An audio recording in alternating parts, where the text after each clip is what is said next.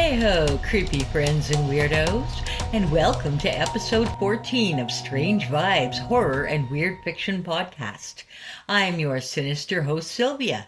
Tonight, we have the gripping conclusion of line 54-4, written by Norman Goodman, followed by The Bad Man, written by Chris Tutty.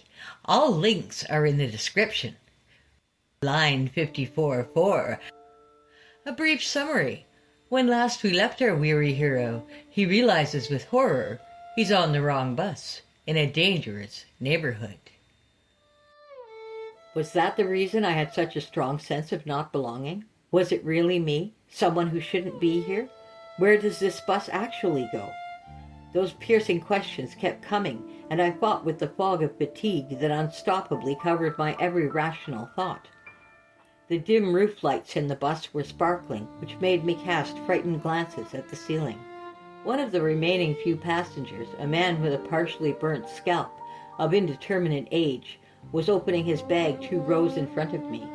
We were all hit with the smell of rotting, swampy carcasses. The man was looking directly at me as if he were challenging me. His hand grabbed a piece of something inside. "Oh no, God, don't you dare." The hand moved in a surreal slow motion toward the lips moistened with his tongue.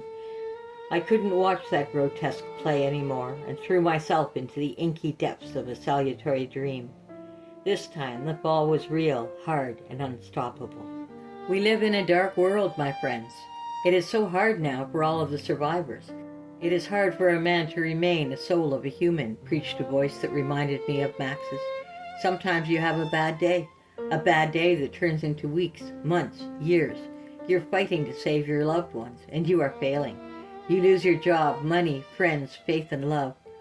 We witness horrific events that can't be seen in the news. We become fearful and withdrawn. There are moments when everything seems hidden in darkness. We long for the light, but we don't know where to find it.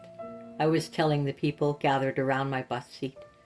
The second voice, however, grew stronger, a thunderous bass. "You're a liar and a murderer.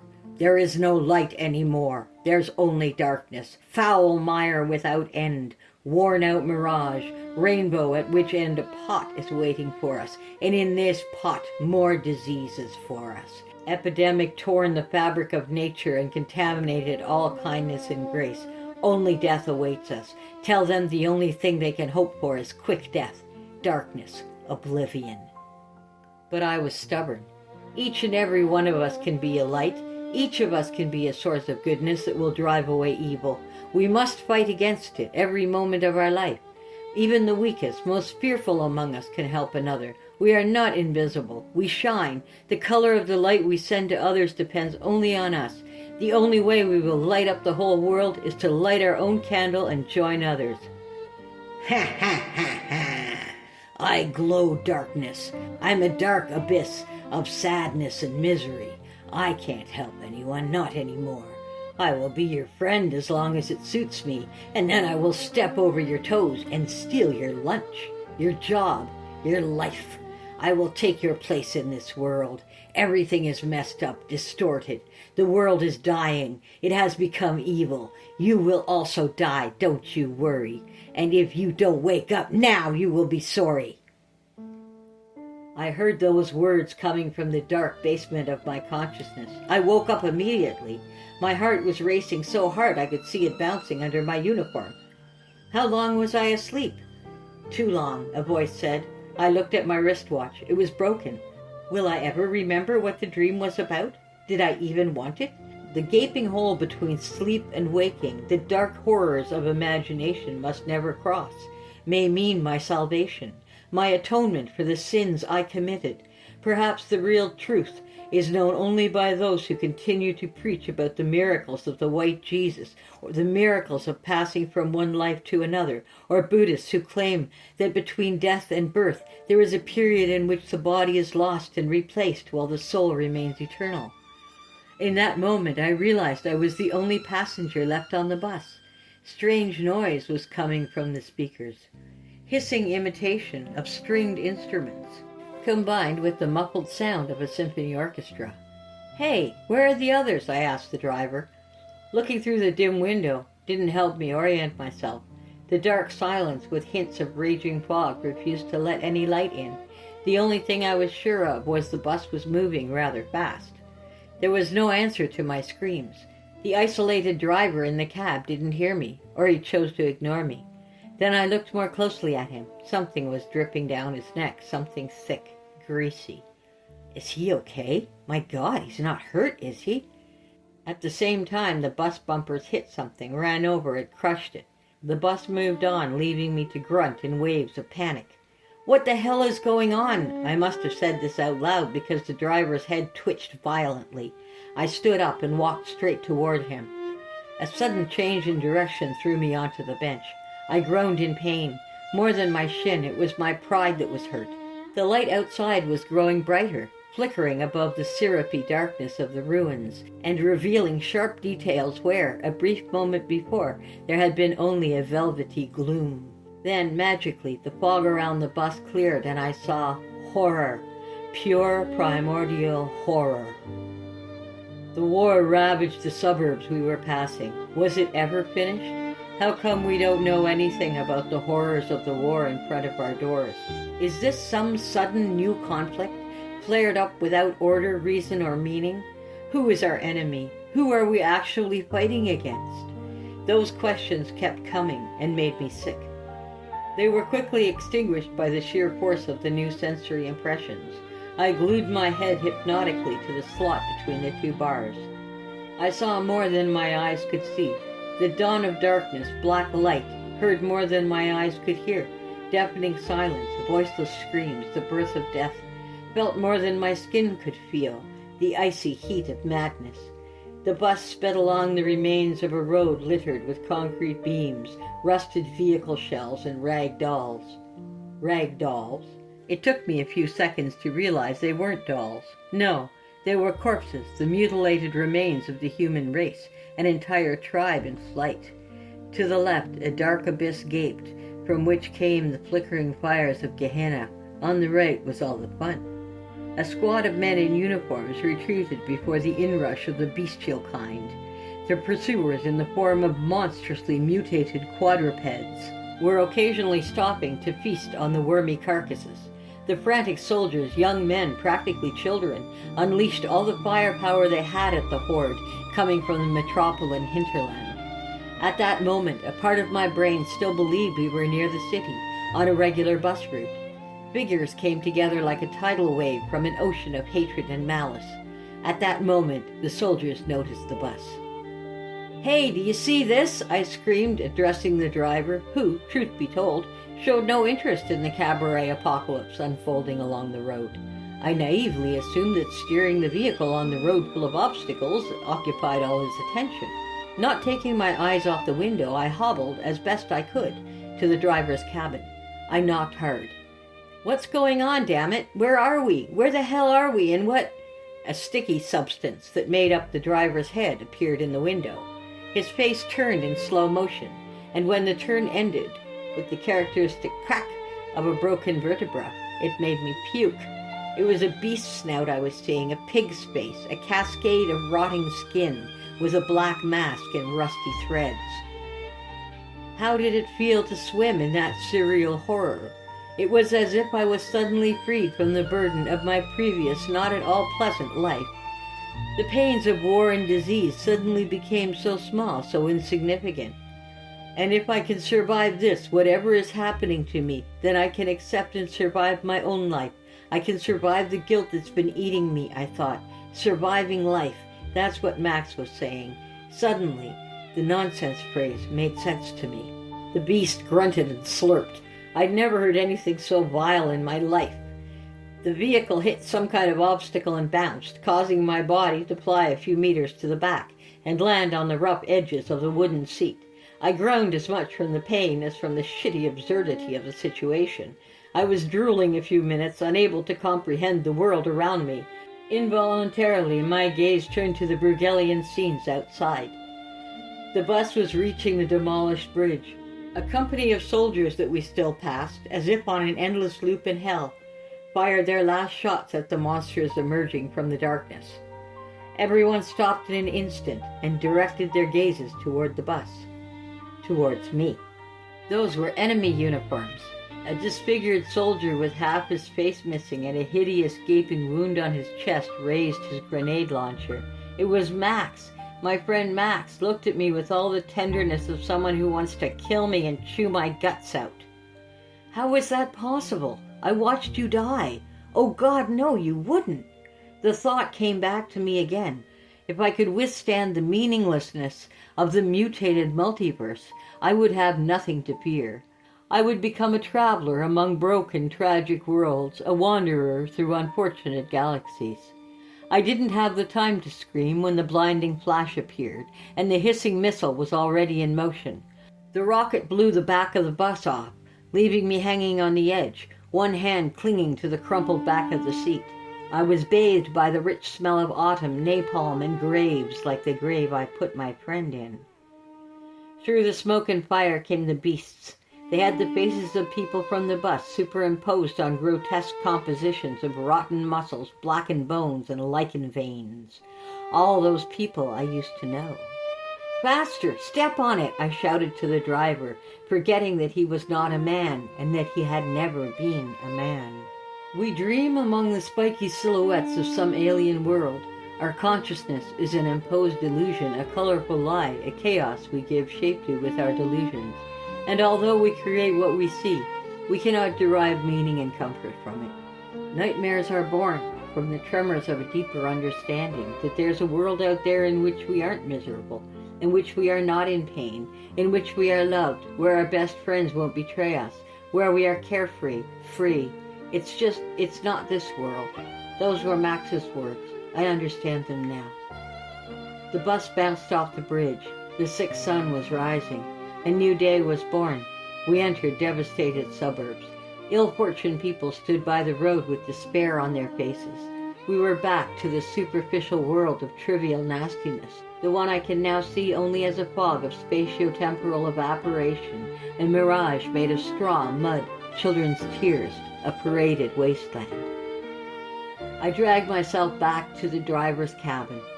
"Did you see them? Those beasts. You mustn't go back." "What beasts? This is the last stop. I'll make a turn here as I always do and head back to town, to the safety of the walls." "No, you can't." Max's face popped up in front of my eyes as he was dying. It was the face of an angry, betrayed man. We met a year before in one of the southern suburbs. Max often wandered into unsecured areas collecting machine parts for the assemblies he maintained in the weapons factory. Old tech was hard to find. I approached him and offered my help in exchange for some clean water and food. I knew where those old parts were, worthless to me and the other members of the tribe. Max, that naive little man with an MWP pass, used to take me inside the walls of Metropolis, take me to his workplace, showing me the work he was doing. Over time we became friends, something more than that. He thought of me as a brother he had lost in the war. I made no effort to discourage his delusion. Does that make me a bad person? "I'm going back now. I've never missed the schedule. Are you staying or getting out?" He hit the brakes and opened the door at the same time. The inertia threw me out and I fell and my forehead hit concrete. I would be able to forgive myself for killing Max. I'm sure of it. It was a matter of survival. I've always wanted better, something greater than the hellish life in the abandoned suburbs that I had. But it was a few days after Max's disappearance. A pregnant woman started showing up at the factory, posing as Max's unmarried wife, demanding to see him, cursing and swearing at all of us who had no answers for her, sobbing in misery in front of me. Something happened in my head. Something broke inside of me. The sun shone over Metropolis, and finally, blackness liquefied, wrapping itself around the mindlessness that remained, drawing it inside like a carnivorous plant. Back to the lies we tell, so we can endure one more day. The tires screeched, the engine roared, and the bus passed by me. I managed to raise my head. Number 4 sparkled one last time and went out. Line 54. I shuddered and moved on. And now we take you to the safety of the happy home. Or is it? The Bad Man by Tutty. It's dark outside. It's even darker inside. Let's take a moment to appreciate just how sinister and fearful it can be outside in the dead of night. A strange expression, the dead of night. In what sense dead? Dead quiet? Dead creepy? Dead cold? Is it that the hours when our half of the world faces away from the sun tickles our fear sense, warning us much is hidden that might just leave us dead? Many of us suffer from a fear of the dark, and we find the idea of a warm, well-lit and comfortable home even better at nighttime than during daylight hours. Outside now we can see the black cosmos overhead, innumerable stars, and there, over above those treetops, the moon shining bright amid the unfriendly blackness. It's a crescent moon, not much of the Earth's satellite visible to us. Still, we can just make out the moon's greater part, a black mass facing away as though disgusted by what it sees here on Earth. Just a sliver still shining, perhaps a little part of our satellite turning back to see how much more of a mess human beings can make. Enough pontification. Let's go inside, where it's welcoming and safe.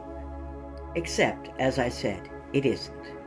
Not really, although it seems to be at first. Do you know why psychologists, psychiatrists, and therapists tell us most fears are irrational? It's because most of the things we are afraid of seldom pose much, if any, threat to us. The night outside is dark, perhaps cold, and the air may sometimes have a tense quality to it that makes you want to run back indoors, sure that something in the peripheral vision or just behind you and out of sight is closing in. But what is likely to happen outside in the night? Mostly nothing. Is it fear, the threat of violence, the capacity for suffering and inflicting hurt and death that we're afraid of out there? These things may happen without, but they most certainly can and do happen within. Come now, kick those shoes off and I'll lock the door behind us. The deadbolt gives us that extra measure of security. No one's getting in unless I let them in. Along the hallway now, and the carpet's nice and soft underfoot, putting you immediately at ease. The very entryway of the house, the first part any visitor experiences, is welcoming. If that's so, then surely the rest of the place must be better yet. There are a couple of old watercolors on the walls, pictures painted by a great uncle of mine. Dennis, his name was. 6 years gone and never exhibited. He never sold a single painting in his lifetime. But he practiced art for art's sake. He painted for the joy of expression, not for acclaim. No, these two pictures, one a windmill set against bucolic hills, the other a young boy and girl hand in hand on a beach walking away from the viewer's perspective, are family keepsakes, decorations, and reminders of the man who was. He had left all his worldly possessions to his family, and the pictures had made their way to me. He had died of an overdose of prescription medication, on first appearances a tragic accident. Ironic, you might say, that the little pink capsules regulating his heartbeat had been his downfall. Only I knew the truth, that the bad man had entered his house and held him down on the bed, forcing the contents of the bottle down his throat, clamping his mouth shut, while his eyes bulged, his forehead crevassed and sweated, lips foaming like those of a mad beast. The bad man had appeared to me at night, some time after, in some terrible vision or dream that felt too real to have been entirely subconscious. He did not look bad. He looked rather bland, bordering on unattractive, but not someone you would give a second glance. Forgotten almost as soon as seen. But as soon as I saw him, as soon as I saw that glint in the blue eyes and the faintly lopsided grin, I knew he was capable of terrible things, that he was responsible for something awful. I dismissed it as a nightmare. 2 days later, I got the phone call. Great Uncle Dennis was dead. Anyway, let's go left here into the sitting room. Have a chair there. It's wonderfully comfortable. That cushion you're sitting on? Memory foam. Ingenious design. There can't be many things in this funny old world created for no purpose than to adapt to the shape of one's backside. Let me fetch you some tea. There, that's better. Tea for two. Do you see the photographs on the mantelpiece there? Aside from your greeting, you haven't said much, but now, old friend, we are comfortable and the conversation can flow. Yes, you reply. That's you on the left in that one, isn't it? That's me. 7 years old I was then. Hideous burgundy school sweatshirt, cherubic cheeks and floppy hair. The picture was taken by the photographer the school hired once a year to produce those god-awful portraits of which parents seem so enamored. The picture belonged to my mother and father, poor things. I kept it to honor their memory, not out of nostalgia for youth, but for that wretched school. The school. The institution where youth and innocence, fun and wonder, all go to die. Which school was it you went to, you ask? We've known each other a long time, and I'm surprised we never discussed it. Ash Tree Comprehensive, I tell you. Do you remember the news story? You nod. Sad, wasn't it?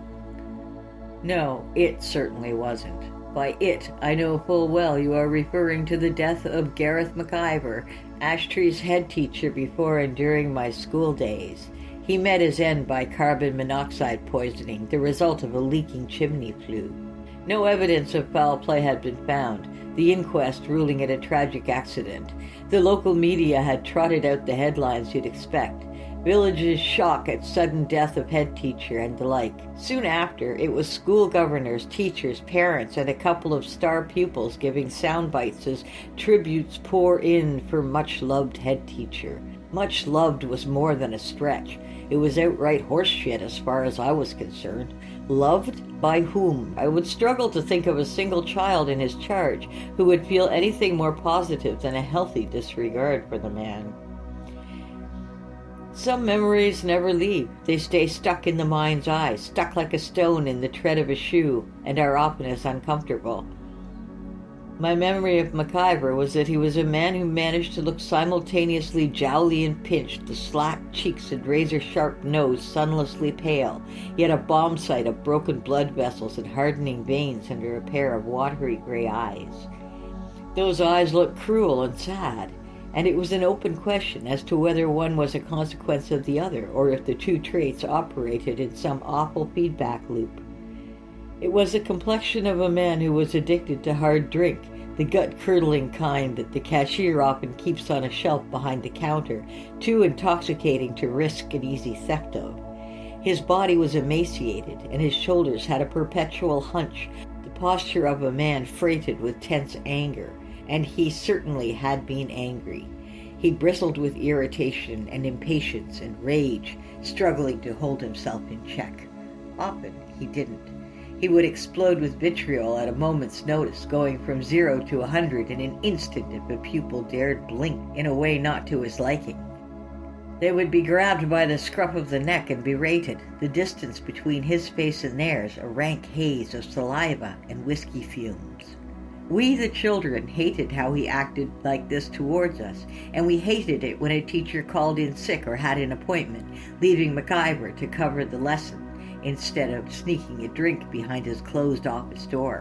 When he was left to teach a class himself, he was even angrier than usual, as though it was our fault that the regular class teacher had been absent, and that he had to leave his office and his precious bottle for an hour or so. Pieces of chalk or a board eraser were his missiles, launched at cringing, undeserving children, sometimes me. He acted this way with apparent impunity, too. No justice for us kids. We hated him, and I knew that on the day he died, children laughed and hugged each other with relief. Was he really that awful, you ask me now, many years and blissfully safe students later? Certainly was, I tell you, but I don't tell you what only I am privy to. The poisoning was no accident. The bad man was to blame. I had seen him in another vision or dream state. I had bolted awake at night, sweating from the awful things I had just lived through behind my eyes, horrified yet exhilarated. McIver, semi-comatose in his armchair, bottle to hand, watery eyes staring disinterestedly at his TV screen. A back door left open to admit air on a hot, stuffy day. The bad man waiting until the wretched one slept his drunken sleep, bottle clutching like a child holding a teddy bear.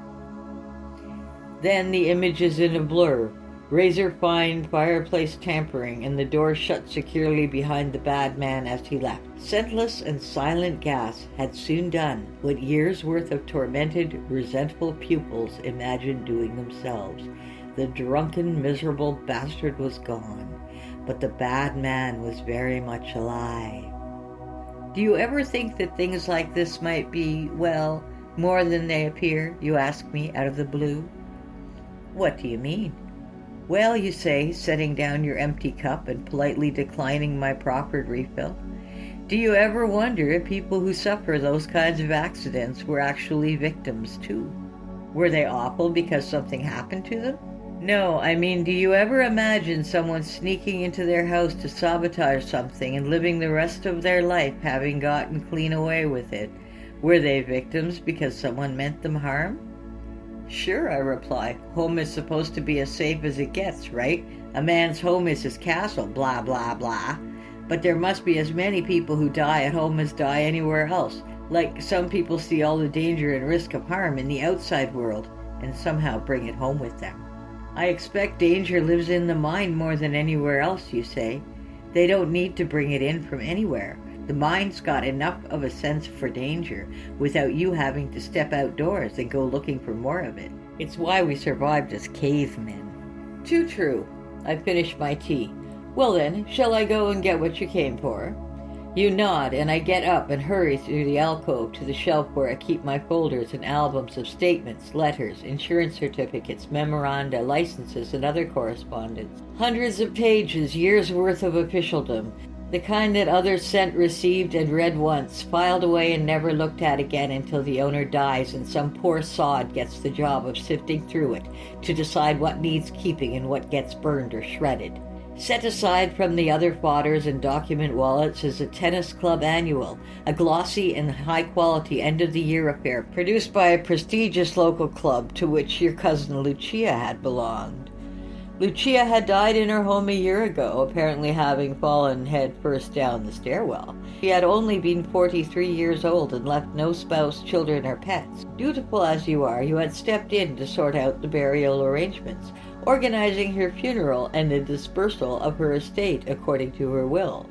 Probate and a raft of other legal rambling takes place between the passing of the deceased and the moment when the bereaved are finally left to mourn in peace.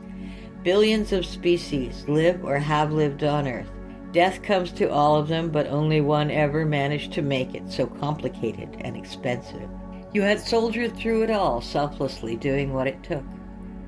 I had been working as a temp in the club's office at the time the brochure had been produced. I had written some of the copy and worked on some of the layout for the annual, which I now bring back through the living room for you, old friend, to have and keep.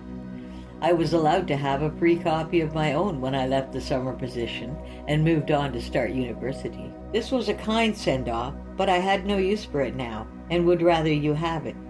Specifically, that you had the page-long feature on that year's club champion, Lucia. I had seen her on court from time to time, always in a blindingly white tennis dress and matching trainers, racket furiously slicing and chopping, ponytail swishing behind her like a jet stream. Here's the annual then, and it's yours for the taking. I sit beside you now as you flick through the pages, calm and collected as you read the chairman's opening statement and skim through features and photographs. And then there she is, Lucia, holding the wooden club trophy with its little silver plaque bearing her name. She looks so happy and proud, not only by the award, but by the recording for posterity in the brochure. A woman good at what she did, gone forever. Victim of gravity at the top of a softly carpeted stairwell in her own house, wasn't she?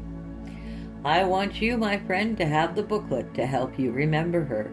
I would be callous if I didn't let you have it. I had never looked at the thing between leaving my club and the day you had told me she was dead.